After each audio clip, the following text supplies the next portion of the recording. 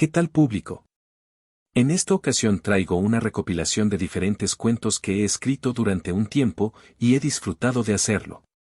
He procurado que no sean cuentos tan largos, para que se pueda percibir cierta variedad entre un escrito y otro. Los cuentos son un formato que personalmente me gusta mucho, pero que también considero de los más difíciles para trabajar porque a veces me cuesta escribir algo que no sea del todo trágico o con ciertos tintes dramáticos, que, sinceramente tienden a ser de mis géneros favoritos. Pero no por eso quiere decir que no me gusten los cuentos.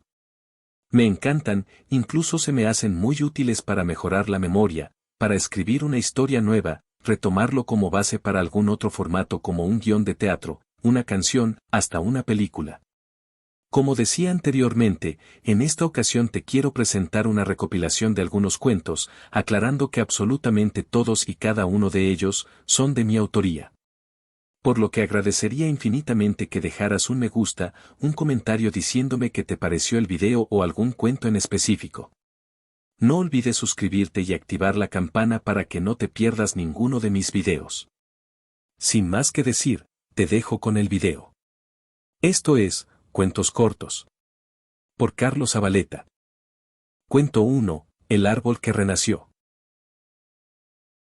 En una realidad alterna a la nuestra, donde existen criaturas maravillosas que ayudan a las personas a cuidar de sus cosechas, de sus casas o durante su camino a sus trabajos, existía una parte del bosque que era un tanto diferente. Durante el día, el bosque se veía muy bonito. El verde del follaje de los árboles se veía tan hermoso, y el cantar de los pajarillos le daba al lugar un ambiente de paz, que podía sanar cualquier herida que pudiera tener el corazón. Pero todo era diferente cuando el sol comenzaba a caer tras las enormes y frías montañas. Cuando la luz de la luna se comenzaba a apoderar de todo, y las hojas no brillaban igual, cuando el aire se sentía cada vez más frío, y los pajarillos se escondían temerosos en sus nidos colgantes de las ramas de los árboles. Todos sabían que eran señales de que la reina oscura podría llegar en cualquier momento. Todos le temían, no había criatura que no temblara con su sola presencia. Era tan poderosa que no había fuerza que la pudiera detener durante toda la noche. Había veces en las que incluso amaneciendo seguía intimidando a las criaturas de aquel bosque. Cuando el sol comenzaba a salir, y sus rayos comenzaba a generar sombras de poco en poco, ella podía usar una capa que le protegía del sol. Podía enviar a su ejército para envenenar a cualquier flor que quisiera. Tenía leñadores que cortaban los árboles con solo un corte firme de su afilada y gran hacha. Los pajarillos salían volando despavoridos y con el miedo en su aleteo. Se escuchaba a lo lejos las risas de la reina oscura, mientras el sol poco a poco calentaba más. La reina oscura tomaba camino de regreso a su enorme y polvoriento castillo, donde no podía ni un solo rayo de sol, pues ella detestaba la luz del sol. Pero su ejército no se escondía junto a ella. El gran ejército de leñadores se mantenían fuera del castillo y seguían cortando árboles y pisando rosales mientras se ahogaban de la risa entre todos. No había criatura en el bosque que no temblara del miedo en esos días recién iniciados. Pero una vez que el sol ya estaba en su punto más alto, se podría decir que todo volvía a lo más parecido a la normalidad. Los leñadores iban de regreso al enorme castillo para descansar de todas esas noches en las que generaban el terror y desorden. Durante el día, todas las criaturas que habían sobrevivido a la noche celebraban. Pero las que habían sido aplastadas y envenenadas eran veladas para que pudieran llegar a otra dimensión, donde ya no existe ningún tipo de dolor ni sufrimiento para las criaturas del bosque. Eran más de 6.000 leñadores los que se estaba yendo a descansar al gigantesco castillo donde imperaba la reina oscura. Pero se olvidaron de regresar 2 de esos más de 6.000 soldados. Iban corriendo y pisando cuanta flor se atrevera entre sus pies. Hasta que chocaron con un colosal árbol. Medía más de 10 metros, sus hojas cubrían una gran parte del bosque. Había crecido ahí, desde hace más de 100 años. Le daba sombra segura a las flores que posaban debajo de su follaje. Y a los pajarillos les prestaba sus ramas para que construyeran los nidos para sus crías. Cuando llovía, era como un techo enorme de verdes hojas que a la luz de la luna se veían hermosas. A pesar de que la Reina Oscura disfrutaba de cortar y acabar con cualquier rastro de vida del bosque, siempre se contuvo de cortar al gran árbol. Pues su estatura colosal le representaba una figura de autoridad, algo que ni siquiera ella podría tocar. Incluso sus soldados sabían que ese árbol no se debía tocar porque era muy importante para todos. Incluso, para la malvada Reina Oscura. Pues además de autoridad, sabía que ese árbol era quien daba vida al bosque, que a su vez, le daba vida a ella. Por eso nunca terminaba con todo el bosque, y solo disfrutaba de asustar a las criaturas. Pero estos dos leñadores, cegados por el enojo de que los hizo tropezar, no pensaron en nada de eso. Así, prepararon sus hachas enormes, y comenzaron a cortar golpe a golpe al árbol gigante. Se podía sentir cómo la tierra retumbaba por cada corte, era como si el árbol gritara. Algunas criaturas intentaron defender al árbol, pero resultaba inútil. Aunque el árbol jamás representó sentir dolor ni molestia alguna. Se mantuvo tan sereno como siempre, hasta que después de muchos cortes, por fin lo derrumbaron. La caída produjo un estruendo que ensordeció a todo el bosque. Sus ramas ya no sostenían ningún nido. Ahora el sol daba directamente sobre todo el bosque, quemando poco a poco los suelos y a las criaturas. La Reina Oscura comenzó a sentirse desgastada, su piel se estaba arrugando a una velocidad sorprendente. Su cabello se puso gris en cuestión de minutos. Ella sabía que había algo fuera de lo normal. Sin importarle el odio eterno al sol, salió al bosque. Y después de unos minutos, encontró a los dos leñadores burlándose del árbol, mientras éste yacía muerto sobre la tierra caliente. A lo que ellos contestaron que el árbol se metió en su camino, y lo derribaron con sus hachas, presumiéndose orgullosos de dicha hazaña. Ella les explicó agresivamente que ahora por su culpa todo ese bosque morirá en cuestión de minutos. Porque ese gran árbol era la fuente de vida, incluso de ella y de todos quienes forman parte de su ejército. Los leñadores se mostraron asustados, pero no había nada que hacer. Las plantas iban perdiendo su color, sus pétalos caían uno tras otro. Y los leñadores caían rendidos ante la pérdida de aire a su alrededor. Los envenenadores se ahogaban y perdían la capacidad de respirar. La Reina Oscura comenzaba a ver borroso. Dejó de escuchar bien, y no podía hablar más. Hasta que cayó sobre sus rodillas, y apretando fuertemente su pecho, soltó su último aliento, cayendo a la tierra que ardía ya. Así pasaron muchos, muchos años. La tierra que en algún momento se calentó de manera aterradora, hoy se encontraba tan fresca como en su mejor momento. Las flores volvieron a crecer y con sus colores tan vivos como nunca antes, con todos sus pétalos firmes. El gran árbol, que fue derrumbado, no pudo volver a ser ese árbol que protegía el bosque. Pero cuando terminó de quemarse por la tierra caliente, renació. Y aunque ya no era el mismo árbol, sí seguía siendo el guardián del bosque. Pero ahora, como un fénix. Que era enorme, sus alas eran gigantescas, y ahora no cubría solo una parte del bosque, sino todo. Sus alas eran el filtro perfecto para los rayos del sol, y durante las noches dejaba que la luz de la luna le diera una ligera sombra a todo el bosque, pues ya no había nada que temer durante la noche. Así, el bosque se vio verde como antes, y durante las noches se sentía tan fresco el aire. Y todas las criaturas volvieron a ser felices, para siempre. Cuento 2. El centenario de oro. Hacía muchos, en un lugar que no recuerdo exactamente, existió un rey cuya familia era de las más poderosas de aquel afamado lugar. Tanto así, que había algunas personas que les adoraban cual si fueran santos enviados por el mismísimo Dios. Esta familia tenía muchas generaciones al poder. Conocían prácticamente todo del afamado lugar. Pero siempre existen esos famosos secretos que se procura que no lleguen a las clases más altas. En esta ocasión, dicho secreto constaba en la verdadera ubicación de un famoso tesoro que había sido encontrado hace muchísimos años por una mujer que se había perdido en el afamado lugar. Ella encontró un centenario de oro puro, tan pesado que necesitaba de las manos para poder levantarlo. Pero la mujer desapareció sin dejar rastro. Nunca se supo quién era esa mujer, lo último que se supo es que después de encontrar el centenario, lo había ocultado para buscar venderlo a algún coleccionista.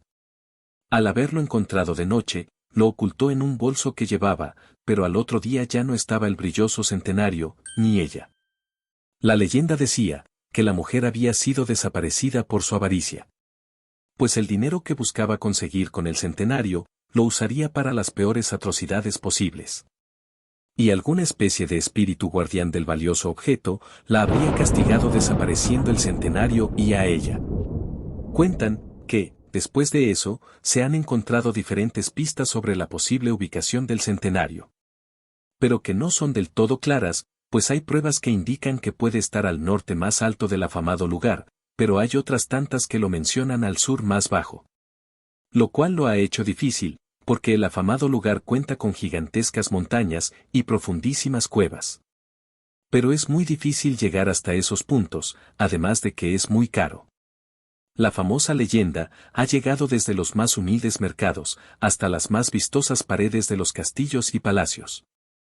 Pero la historia ha llegado en diferentes versiones a las clases altas, pues hubo alguna persona que le agregó una pizca de criaturas terroríficas para evitar que reyes avariciosos pudieran siquiera acercarse a algún posible lugar donde pudieran encontrar el centenario. Pero muchos de estos monarcas usaban su poder para elegir a exploradores que aceptaran una pequeña parte del tesoro que pudieran encontrar.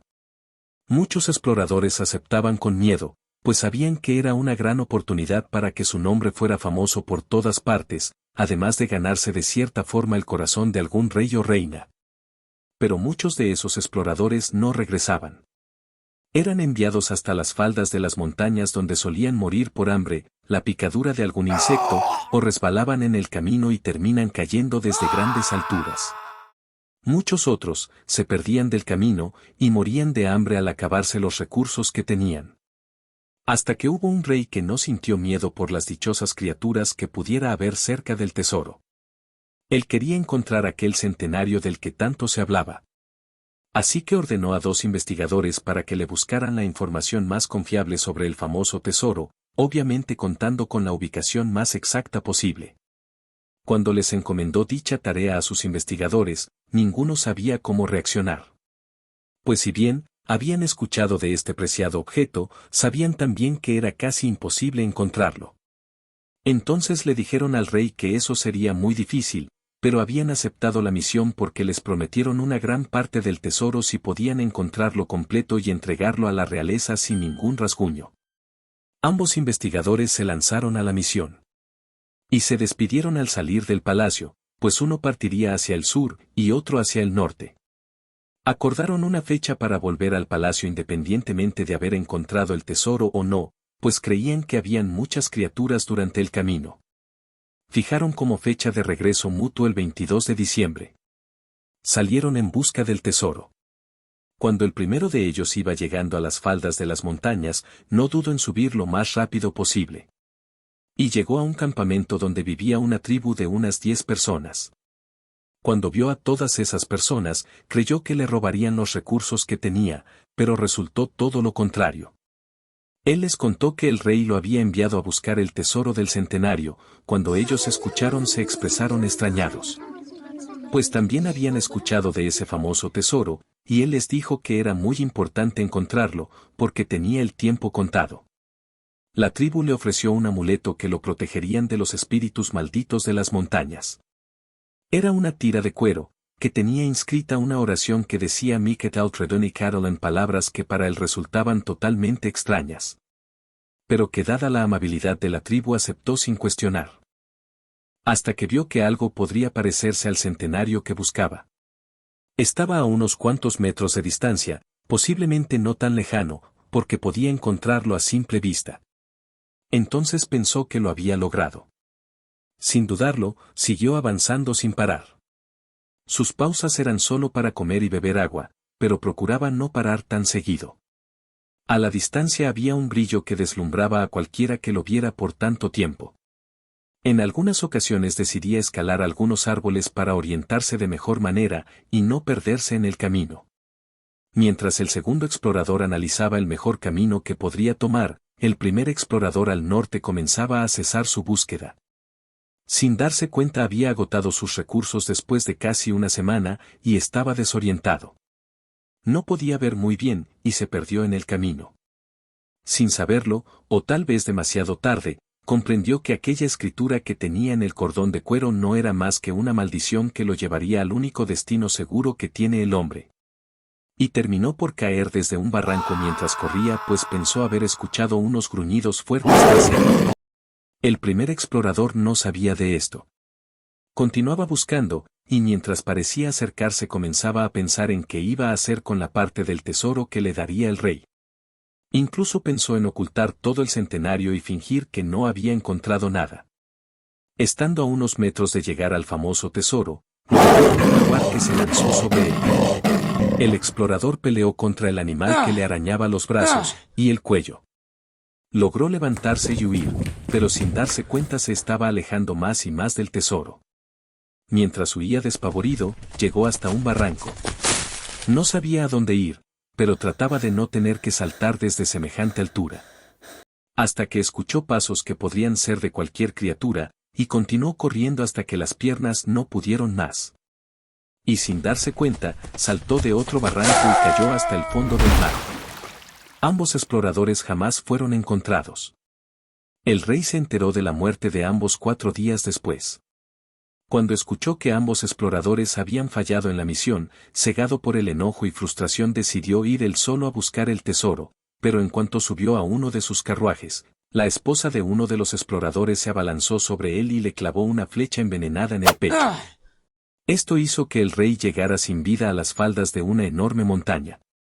Los exploradores y el rey murieron por su avaricia. Pues no buscaban más que el poder y fortuna con el centenario.